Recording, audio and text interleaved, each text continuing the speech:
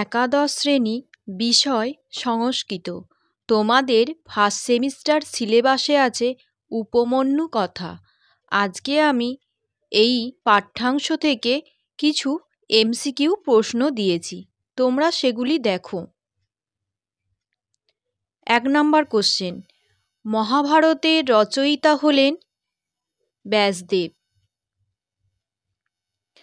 মহাভারতের অপর নাম শতসাহস্রী সংহিতা। যেহেতু মহাভারতে লক্ষাধিক শ্লোক আছে, তাই মহাভারতের অপর নাম শতসাহস্রী সংহিতা। মহাভারতে কটি পর্ব আছে? মহাভারতে 18টি পর্ব আছে। মহাভারতের প্রথম পর্বের নাম কি? প্রথম পর্বের নাম হলো আদি পর্ব।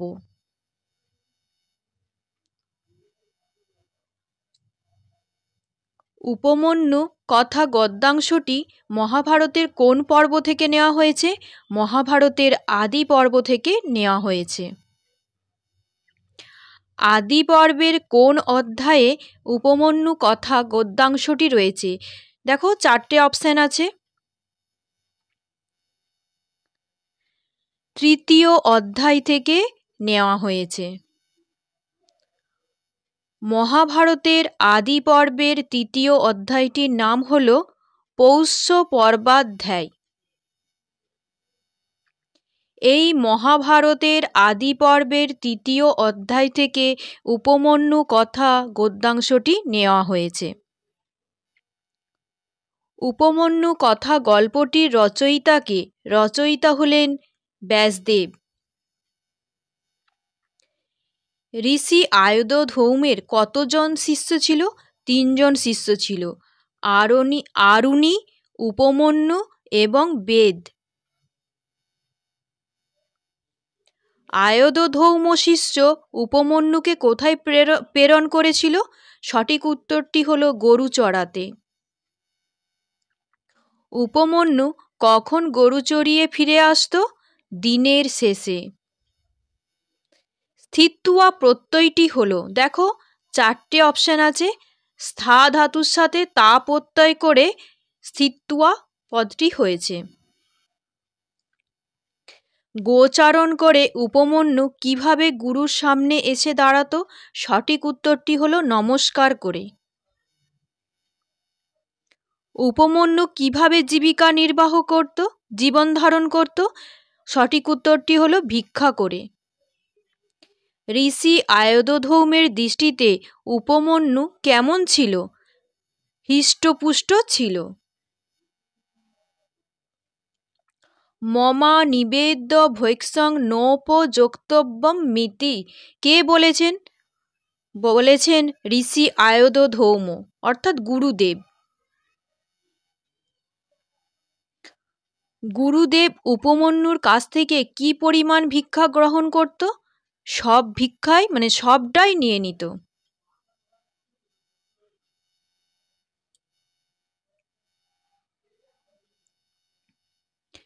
গুরু উপমন্যুর কাছ থেকে সমস্ত ভিক্ষা গ্রহণ করার পরও উপমন্যুর চেহারার কি পরিবর্তন হয়েছিল? না, কোনো চেহারার পরিবর্তন হয়নি, হৃষ্টপুষ্টই ছিল। উপরোধম শব্দের অর্থ কি? সঠিক উত্তরটি হলো ব্যাঘাত করা। উপমন্যু গুরুর দ্বিতীয়বার ভিক্ষা না করার নিষেধ মেনে নিয়ে কি খেয়ে জীবন ধারণ করত? সঠিক উত্তরটি হলো গরুর দুধ পান করে। নৈতন্যাজ্যম কে বলেছেন এই কথাটি? গুরুদেব বলেছেন উপমন্যুকে।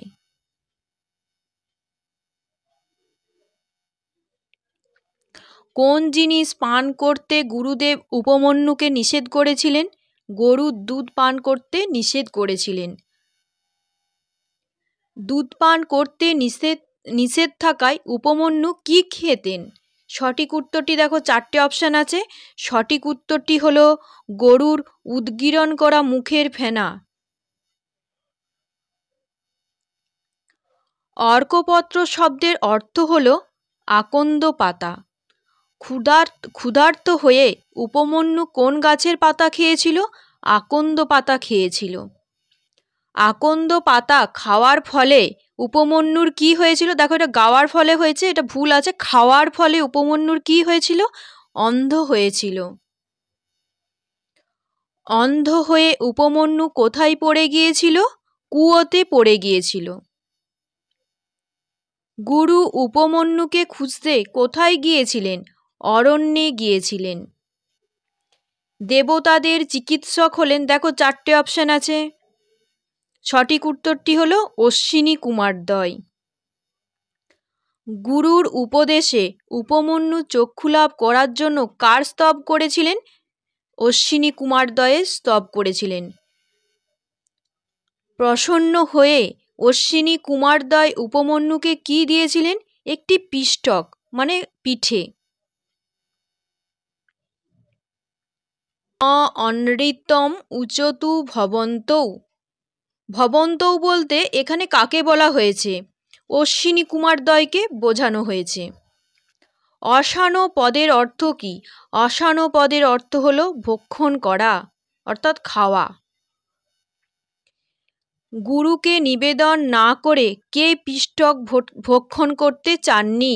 উপমন্যু।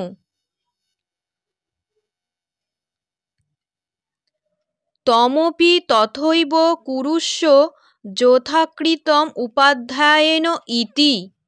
কে বলেছিলেন এটা? বক্তাকে? অশ্বিনী কুমারদ্বয়। দেখো 4টে অপশন আছে, সঠিক উত্তরটা হচ্ছে অশ্বিনী কুমারদ্বয়। অশ্বিনী কুমারদ্বয়ের বরে গুরুদেব কিরূপ দাঁত লাভ করেছিল? কালো লোহার দাঁত।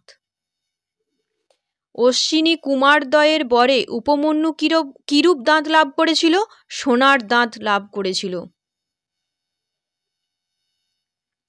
চক্ষুষ্মান ভবিষ্যসি, কে কাকে এই কথাটি বলেছেন? অশ্বিনী কুমারদ্বয় উপমন্যুকে এ কথা বলেছেন।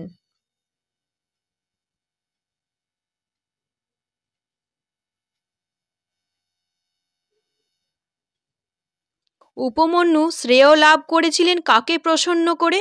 অশ্বিনী কুমারদ্বয়কে প্রসন্ন করে। উপমন্যুকে কে সকল বেদ স্মৃতিতে থাকার আশীর্বাদ করেছিলেন? গুরুদেব, অর্থাৎ ঋষি আয়ত ধৌম। ভগবতে বলতে কাকে বোঝানো হয়েছে? দেখো 4টে অপশন আছে, সঠিক উত্তরটি হলো ঋষি আয়ত ধৌম। উপাধ্যায় কে? উপাধ্যায় হলেন এখানে গুরুদেব, অর্থাৎ ঋষি আয়ত ধৌম। কেন বৃত্তিং কল্পয়সি? বক্তা হলেন ঋষি আয়ত ধৌম। অপুপ সংস্কৃত প্রতিশব্দ হল পিষ্টক। নৈতন ন্যায্যম, এতৎ বলতে বোঝানো হয়েছে ন এতৎ ন্যায্যম, ন এতৎ ন্যায্যম। এতৎ বলতে এখানে গরুর দুধকে বোঝানো হয়েছে। দেখো বিবৃতি দেওয়া আছে, উপমন্যু কূপে পড়ে গিয়েছিল কারণ, দেখো 4টে অপশন আছে, সঠিক উত্তরটি হলো উপমন্যু অন্ধ হয়ে গিয়েছিল। দেখো স্তম্ভ মেলাও, এরকম কোশ্চেন তোমাদের থাকবে। দেখো 4টে অপশন দেওয়া আছে, তাহলে সঠিক উত্তর কোনটা? ব্যাসদেব হলেন এই উপমন্যু কথা গদ্যাংশের রচয়িতা, ঋষি আয়ত ধৌম হচ্ছেন গুরুদেব, আর উপমন্যু হচ্ছে শিষ্য, আর অশ্বিনী কুমারদ্বয় হলেন চিকিৎসক। তাহলে সঠিক উত্তরটি হলো বি। তথাযুক্ত ইতি, সন্ধি বিচ্ছেদ করলে হবে, সন্ধি যুক্ত করলে হবে তথেতি। দেখো সঠিক ঘটনাগুলি বেছে নাও, পরপর লিখতে হবে কোন ঘটনাটা আগে হয়েছে, তারপর কোন ঘটনাটা হয়েছে। দেখো পরপর দেখো আছে এখানে, প্রথমে হচ্ছে খ হবে। দেখো গুরু উপমন্যুর সকল ভিক্ষা গ্রহণ করত, তারপর কি হয়েছিল? উপমন্যু অন্ধ হয়ে গিয়েছিল, অন্ধ হওয়ার ফলে কি হয়েছিল? উপমন্যু কুয়োতে পড়ে গিয়েছিল। তারপরে ঘ, অশ্বিনী কুমারদ্বয় উপমন্যুকে একটি পিষ্টক দিয়েছিল।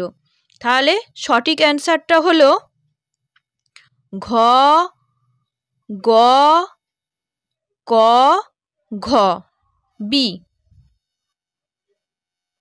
দেখো এরপরে দেখো শূন্যস্থান পূরণ আছে, এরকম থাকবে তোমাদের কোশ্চেন, তাই টেক্সটটা খুব ভালো করে পড়তে হবে।